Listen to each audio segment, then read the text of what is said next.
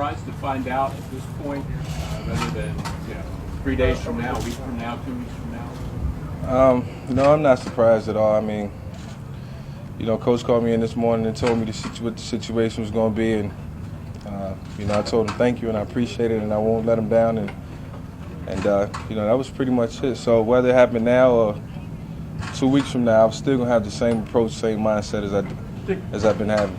Did Coach tell you guys have one group of quarterbacks? Yeah, he told us one. Well, he called us in individually, and then he told us as a group, and it was the most respectful way to do it. And we appreciated it as players.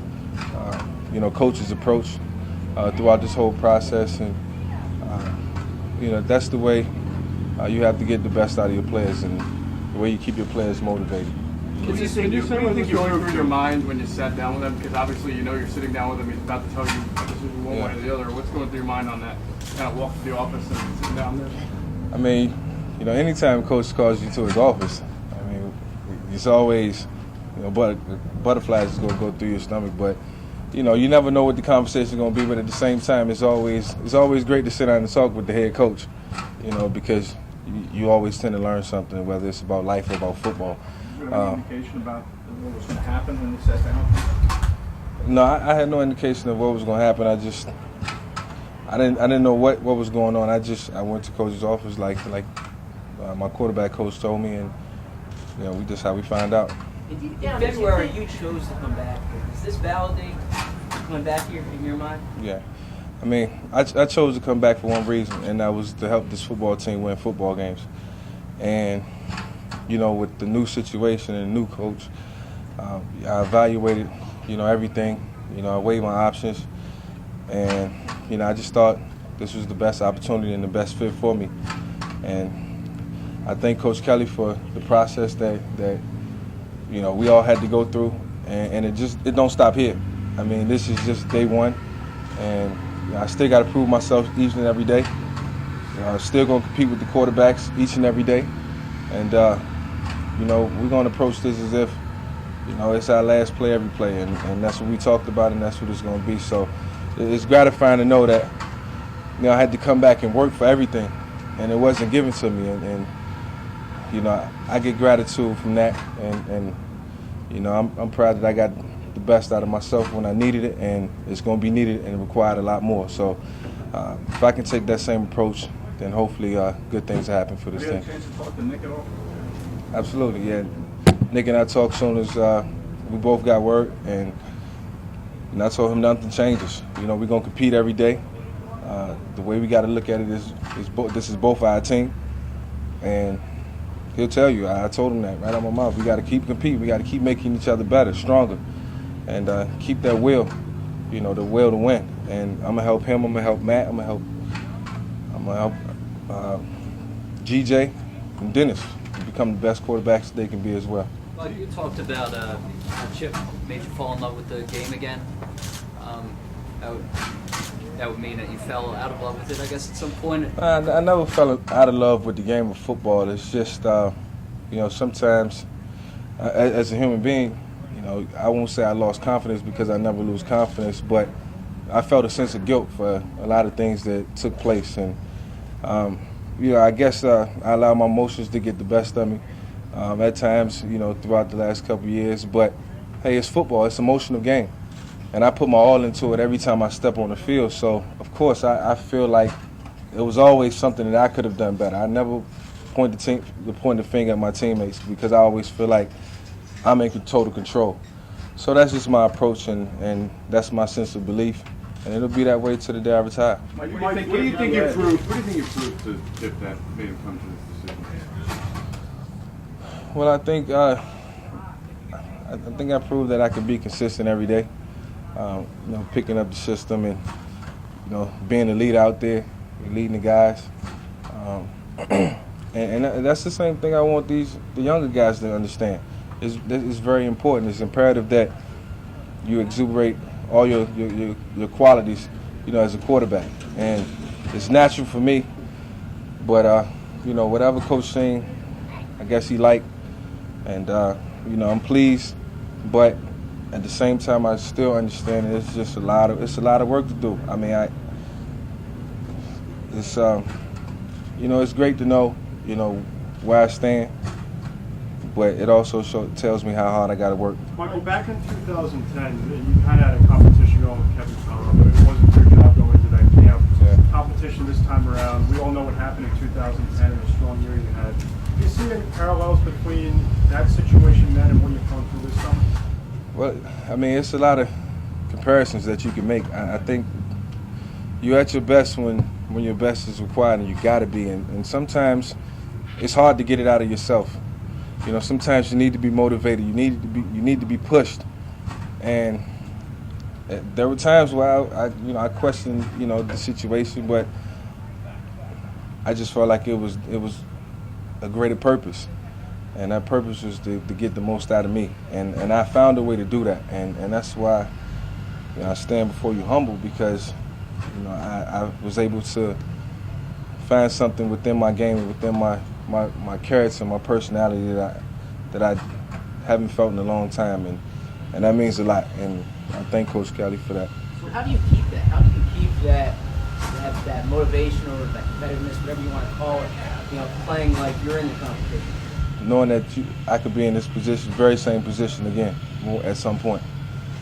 And I feel like if I do everything right, and it's not always going to be right, but if I can get it right a majority of the time, then I can, you know, I can continue to develop in this league. And I think it's just all about your attitude, your approach to the game, what you believe in, what you see. You know, not all in what you hear. You know, so I know if I go in and I study and I spend the extra work preparing and doing all the little things, then I think on Sundays it'll be easier for me, and you know, I have an opportunity to do some great things, not only for myself but for this football team. But understanding that preparation is most important.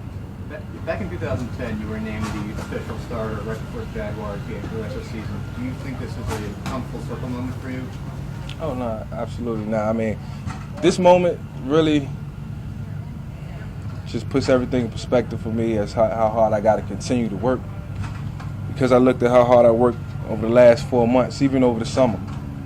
And it would be a shame if I let up right now. It would be selfish to myself and to my teammates. And, you know, if anything, I'm going to just continue to work harder. So I'm going to go ahead, do about 500 or 600 sit-ups, 500 or 600 push-ups, and I'm going to jump on that treadmill and I'm going to run until I can't run no more. You had said, like, after the OTAs, that you kind of wanted Chip to name the starter heading into training camp. But at the same time, did this kind of catch you by surprise that he did it now? Well, I said that at the end of training camp because I just wanted to know. But you can't always have your cake and eat it too. You know, everything doesn't happen when you want it to happen at your discretion, and I can't allow my feelings or my emotions or what I think should be right to interfere with, you know, coach's plans.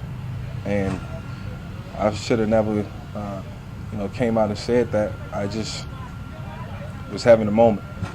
But I appreciate me having to put in the hard work. I mean, having to all summer to think about what type of mindset I had to come back with. Preparing throughout the summer, you know, as if I was fighting for a job, and I was. And there's nothing better than that, you know, knowing that you have to be at your best. And I know it's not going to change because Coach is going to continue to, you know, coach and treat us the same way that he's been treating us. And you know, I can't let these guys down.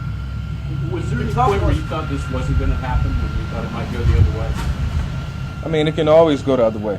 I mean, there's good quarterbacks in that room. Nick is a great quarterback, and he will be in this league for a long time. And, I mean, you can bet on that. You know, so, you know, that competition every day, it was so gratifying deep down because I respected Nick and his grind and the way he put in this hard work and the way I was doing it and the way coaches had us, you know, rotating in and out. And it really brought the best out of both of us. So we're both changed as players, and we both will be difference makers for this team this year at some point. One thing Chip said is that he can narrow the playbook now, or at least focus in on the plays that are best for you. And if you started thinking about, you know, the specifics of the offense and how you'll function in it? Well, the only thing I've been trying to accomplish was our installation from the day, the new pass concepts that we put in. We constantly adding things, taking things out. Some things we haven't ran since the spring. Some plays we haven't ran since the beginning of training camp. So now, I guess as we continue to get the game plan, we'll condense it down and see what works. But I like it all. I mean, but Coach did make it very understanding, and he was adamant about me, being honest about the things that I didn't like within the offense, and that's just part of my growth and our relationship. So I understand that as well. Like, most people might think that with the whole concept of being a bridge quarterback to somebody else, What's that? you said you feel like you can play for more years. So did you feel like you will get that honest shot to stamp yourself as a quarterback going into the future? I still feel like I can play. I feel like I can play at a high level, and that doesn't change. As long as I keep my body in shape, I can always be a difference maker if, I continue to do all the right things on and off the field. I just don't want to let up. I feel like the sky's the limit. I feel like I'm getting better with each and every practice, and I'm still learning. And I don't feel ran down, and that's a plus. But do you feel like the coaches in the front office will give you that? You have a good year at this time next year. You're a free agent. I can't answer that question. I can't even see that far right now. I can only focus on what's happening today. Like being a threat to run, how much do you think that helped you in the quarterback competition with a coach who likes the read options so much? I think just decision making as a whole, within the passing game, within the run game, was going to be the difference-making coach's decision. It had nothing to do whether if I was mobile or not, or if I can get outside quicker than anybody else. If you look at some of the quarterbacks Coach had at Oregon, some of the guys wasn't even mobile. So the thing is, anybody in that room can get it done, and that's what I understood. So I knew I had to raise my level of play and get the best out of me, and I got to continue to get the best out of me.